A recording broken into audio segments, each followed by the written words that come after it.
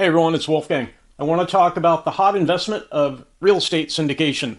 This is about investing in a real asset, a real estate asset, and it's sort of unique compared to other investments. It's got a lot of great things about it. Probably the most important thing is real estate tends to be very stable, very predictable, not perfect, but very stable, sort of like a bond investment in terms of stability. So a real estate syndication is an opportunity for investors to invest in large properties. Generally, these are going to be apartment buildings or apartment complexes, and it would be difficult for an individual investor to buy, unless they're already quite wealthy, an apartment complex. So a real estate syndication is a grouping of people who contribute funds to buy the property asset and then get the return from the ongoing operations. So the cash flows are reliable. There are periodic cash flows, and then there's a profit when the property asset gets sold. So a syndication is created by a manager. Generally, it's going to be an LLC, a limited liability company. The manager will almost always have property asset expertise. In other words, they know how to operate real property, rental property, and the goal is to get a financial return. There's three sources. When you invest in a real estate syndication, there can be three sources of income. The first one is the rental income. Even for a non-apartment property asset, there's rental income. So that is collected, and a portion of that's given to investors based on their proportionate ownership share. And then there can be a rollover refinance of the property. I'll explain that as we go through.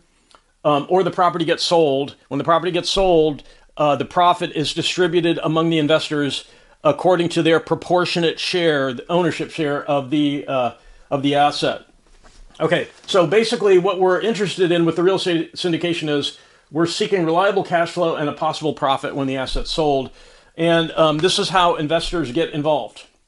Step one, the manager will raise the investment capital from accredited investors. An accredited investor generally has a net worth of $1 million, and or they have an annual income of $200,000. Crowdfunding is another source for managers to raise investment capital, and the manager himself or themselves will invest. So those three pools of money: accredited investors, people who are they have some wealth past a certain level, crowdfunding, and the manager himself will invest in the property asset. So how does this real estate syndication investment work? So the first thing is the manager will find a property to invest in. They will, this is why they get paid for. This is part of the effort they make that they get paid for. They identify a property that would be a good investment, and they're relying on their property asset expertise to know what to invest in and what to avoid. So part of the cash flow from this investment is paid to the manager for their expertise to find and locate a good investment. So the capital that was raised buys the asset and secures the debt, the loan on the property. So the accredited investors, the crowdfunding, and the money invested by the manager are used to buy the property and secure the debt. There's going to be a loan on the property. The down payment will range in percentage, 15% at a bare minimum, probably 20, 25%. And then once the asset is acquired, the management team, the property manager, will assume control over the property, and that will last for a period of years. It's not a quick investment. It's a longer term investment, and it's great because the rental income is paid monthly, and there are distributions that flow to the investors. Cash distributions flow regularly to the investors in the syndication. So the frequency of the distribution, the cash, the rental income varies depending on the particular syndication you invest in. And it can be monthly, it could be quarterly, it could be twice a year, it could be annually. So you'll have to pay attention to the investment documents and study that. But the cool thing is you get cash distributions, sort of like a bond, from a very stable asset, a piece of property. So there's the cash distribution income, and then there's a holding period. So this the holding period, which is the length of time that the property asset is owned, there's a couple different ways this usually happens. One way is the investment documents for the syndication specify a fixed number of years that the property will be owned, like 10 years as an example. After 10 years, the property will be sold, and then the profit on the sale gets distributed to the investors in a proportionate share based on how much they have invested in the investment, how much they put into the investment. So for a fixed number of years, the property is operated, the investors get cash distributions, and then it's sold and they get a share in the profit. The other approach is that's common is a rollover at the end of a certain number of years. So a rollover is the manager will not sell the property, they will refinance it. They'll get new debt, they'll take out a new loan, and it will be a cash out refinance. A cash out refinance will occur where the manager gets a new loan for the property, and over that time period, the certain number of years for this rollover case, often that will be 10 years also. So a 10-year holding period, and then we refinance the property, we do a cash out refinance. Cash out refinance means we're going to pay off the old loan, and we are going to take cash proceeds based on the new higher value of the property, because the property goes up in value after 10 years, right? So the proceeds get distributed to the investors in the asset, similar to this case, the fixed number of years unsold. It's just that the benefit of doing the rollover is this. This is one of the coolest things about this type of investment.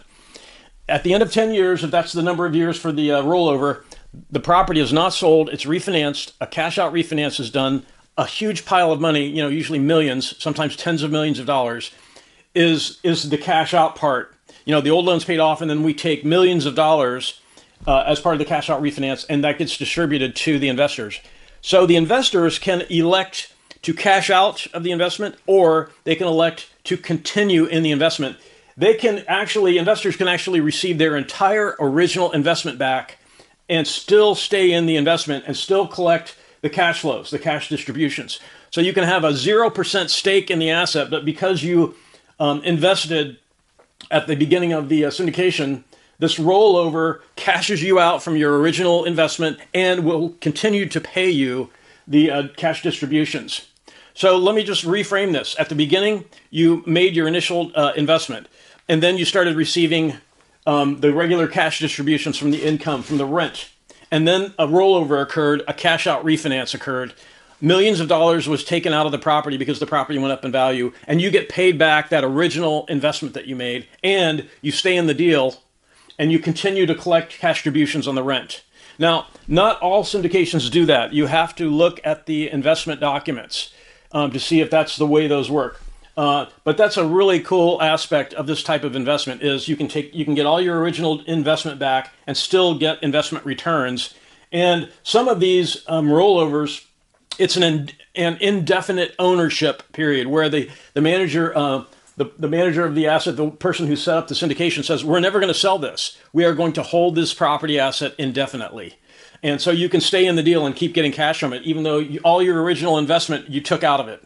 So that's a pretty cool feature, because unlike a bond, you can't do that with a bond, right? Once the bond matures, you get your original investment back and the the cash payments stop.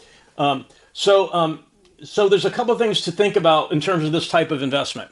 You have to sort of know what you're getting into, because it's real property. It's a physical property. It's usually an apartment building or an apartment complex. Once you decide to invest in a real estate syndication, and you become aware of what the property is that the syndication is focused on, an apartment complex or an apartment building, you should look at that location as if you were going to buy a house and live there in that location. If possible, you should drive to that location after dark and assess the neighborhood vibe. I'll put it that way. Drive the location after dark, and on a weekend day, probably a Friday or Saturday, after dark, and get a feel for the neighborhood vibe. Also, research crime statistics for that property address and for that zip code, because they can be different. Research crime statistics, and basically after you take those two steps, you are just protecting yourself. You're protecting your money before you make an investment. You're driving the location. Is this a good area? You're checking crime statistics. Is this a good area? If it's not, do not invest. Avoid bad locations. It's just like buying a home in a bad neighborhood. You just won't do that, right? Because there's too much at risk. If you buy a single family home, that's a fair amount of money. And so avoid bad locations. So the manager who has the property asset expertise, they're almost never going to buy in a bad area because this is a holding period sort of investment, typically 10 years. And so it's pretty rare that a manager will drop the ball and choose a bad location. But that being said, check. Drive the location after dark. Research crime statistics for the address and for the zip code. So if you find that the asset, the property asset, is an older property, that's fine if the location is good. If the location is good, another thing you can check is the school system. If the school system is highly rated, you don't really have to worry too much about the older property situation. Although that being said, if you get into a real estate syndication that is a fixed number of years and then the property is sold, a newer property is easier to sell than an older property. So if you decide, okay, I'm going to invest in a real estate syndication, it's a fixed number of years, they hold the asset for 10 years and then sell it. If you discover it's an older property, it could give you a moment of pause. Because if you think about it, if you're buying a house, while it's true that some people like to buy old houses, that's not generally the majority of people. Not everyone likes, and it's the same with apartment complexes. Generally, it's easier to sell a newer apartment complex than an older apartment complex. There's a larger pool of buyers for new stuff. The same with selling a car. If you buy a car and you hold it for 50 years, you're going to have a tough time selling it. If you buy a new car and you hold it for 5 years and sell it, no problem, right? So it's the same kind of thinking.